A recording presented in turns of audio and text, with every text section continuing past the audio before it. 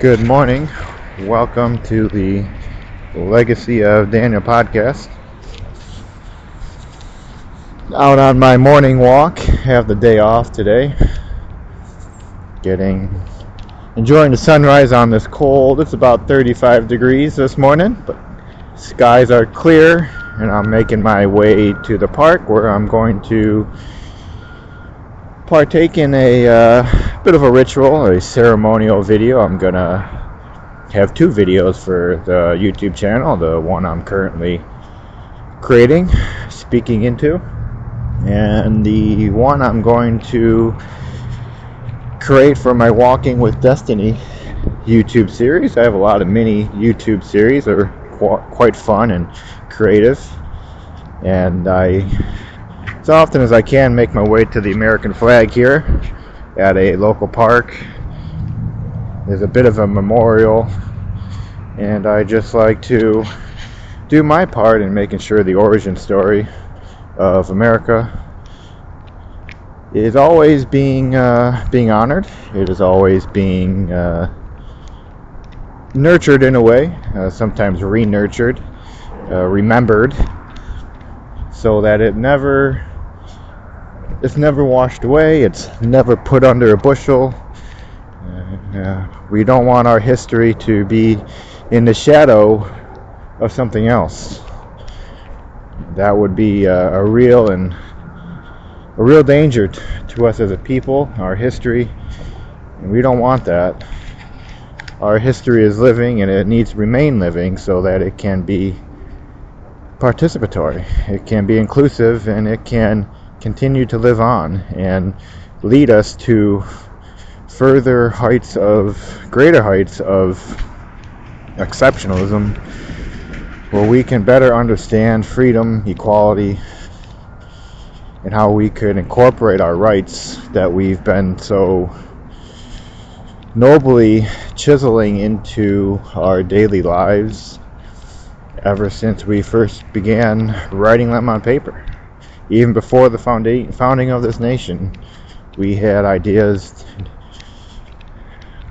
on freedom that quite yet weren't being allowed to prosper. And the Pilgrims left and made their voyage, and the seed of freedom, the seed of courage, seed of religion, and what these can prosper into came with them. And so today's topic or conversation is a little bit like yesterday, and we need to keep on voyaging. We need to keep voyaging out further and further, but we need to do it together so that we can come to better understand truly what the origin story is and what it is and why it came to be, so that we can continue fulfilling the calling of this nation that we've all been adopted into.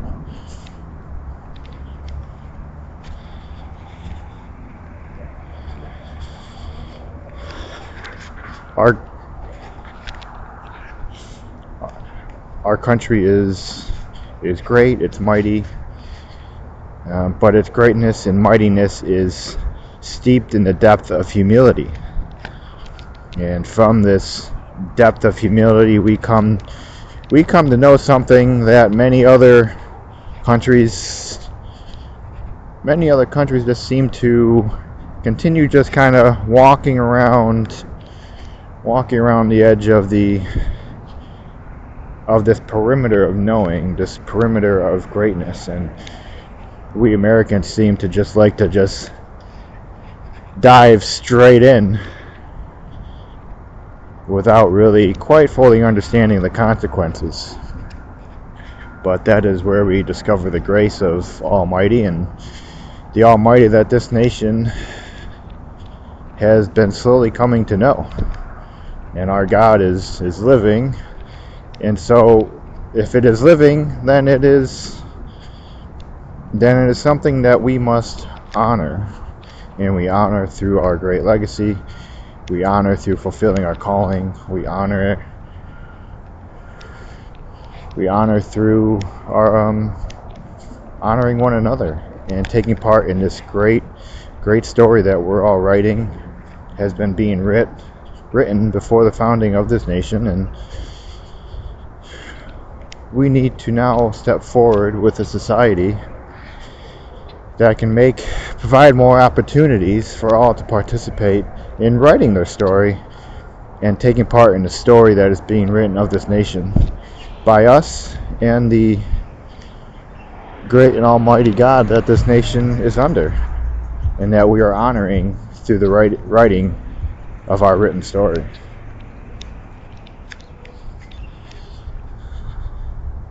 We have, over the past 60 years, the United States has been put into a great position of responsibility, almost a beautiful burden, one that we have both been put in positions of, we have learned great things. We're still, as a young nation, we're learning, but also greatly being used and taken advantage of. And we can once again rise to the mantle of exceptionalism, taking on the burden of responsibility for being a nation that could be a beacon for all the world to see, by making a few changes. And we need to alter our views on the economy. We need to alter our views on how we keep the economy going, as some would like to say. And we need to change our views on how we support the economy. And without creative expression from the individual, we don't really have an economy. We just have a tower of materialistic hedonism. This materialistic hedonism that is dominated by one generation, and sometimes even small groups of people, and this just leads to vast amounts of vast amounts of technological revolutions, advancements, AI, but has not seemed to lead to a vast amount of opportunities for entrepreneurs and individuals to begin starting new forms of employment, new jobs, and begin leading the economy and our society in a robust new cycle of prosperity. We're not seeing that, and I don't think AI is going to do that because of the vast amount of infrastructure that AI needs and the vast amount of jobs that it will replace, which has always been happening. So I'm not here to attack AI and the productivity that it's going to bring to society. It's going to be a beautiful thing. But what I fear that it's not going to do, I don't think it will lead to a vast amount of creative expression for society. It may, on a smaller scale, such as we may have an abundance of more podcasters and YouTube channels and other various forms of social media outlets. Maybe we start seeing some manufacturing pop up, which would be wonderful. But if we don't see a mass adoption of creative expression that could lead to some sort of rich gains in employment or even manufacturing, we're kind of at a bit of a dead end. We are trying to go from a society that was predominantly built upon spending and debt and leveraging this spending and debt while minimizing opportunities for the younger generations. And now we're just at the edge of really how much further this economy can go. The only other option is further debasement of the US dollar and the rising of alternate forms of currencies, which doesn't really seem to be offsetting the devaluation of the dollar or our society. So gold and silver can rise as much as it likes. There is no wealth creation coming from the rising of gold and silver. There is no wealth creation coming from Bitcoin or other cryptocurrencies. These are all just hedges. They are mediums of exchange of US dollar and fiat across financial markets, it seems like. It doesn't really seem like any real prosperity or values will or ever come from the rising of gold or silver or any of these cryptocurrencies or Bitcoin. A lot of people may point to this or that, but when you are in the trench of this warfare that we have been led astray into, then you come to know what true value is, and that's what I've come to know. And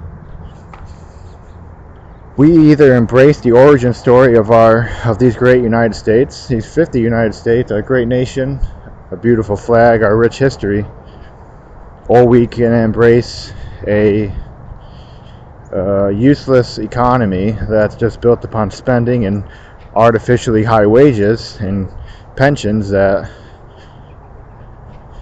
no one really knows what to do with. Or we can go into a creative expansion mode where we utilize the infrastructure that is currently in place, honor our history, and we recreate a society with infrastructure and an economy that increases participation so that we can have more opportunities.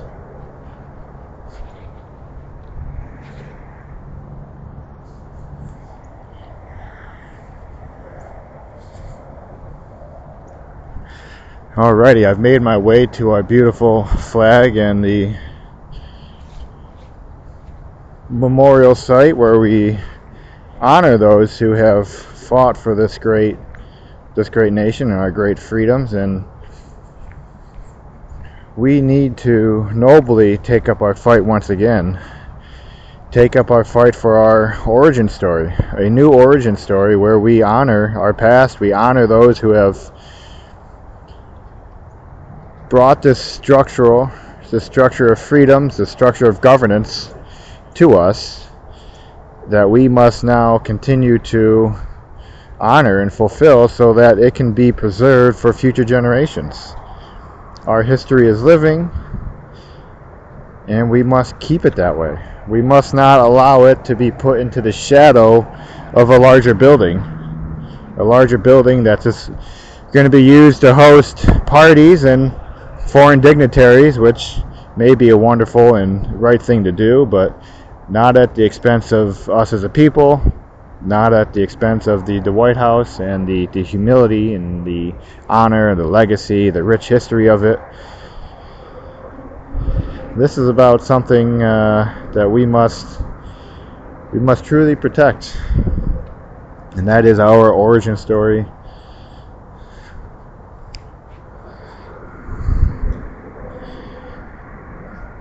So let's, I guess maybe and I know my podcasts are a bit more of a rambling. I don't put things together. I don't plan any of this. I just start walking and then I start talking. That's basically how this goes, and I try to stay on relevant topics and also have a bit of a topic that all can follow and some would find interesting, hopefully. But we now must, I'm going to say this. I'm going to challenge all those, and I know I don't have really any followers, but anyone that does hear this, that would take up the challenge of taking part in the origin story of America, their own story, take up that challenge. Take up the challenge for your creative expression, protected by your First Amendment right. Take up that challenge today. Begin writing, begin documenting, begin learning of our history, our origin story, and fight to protect it. Fight to write your own story and to protect your own story. If we do not write our story, no one else will. And if we don't protect our story, no one else will. it will just become dust to the next conqueror. So stand strong in your identity, stand strong in this nation and our great form of governance, our freedoms, our ideas on freedoms, and test them. Bring them out into the world. Test them. Walk to the edge of your understanding, and let's start having a more open dialogue, and let's start participating more, strengthening one another, and putting on the fullness of all that this nation has to provide, so that we may rise together into a beautiful and exceptionally great future.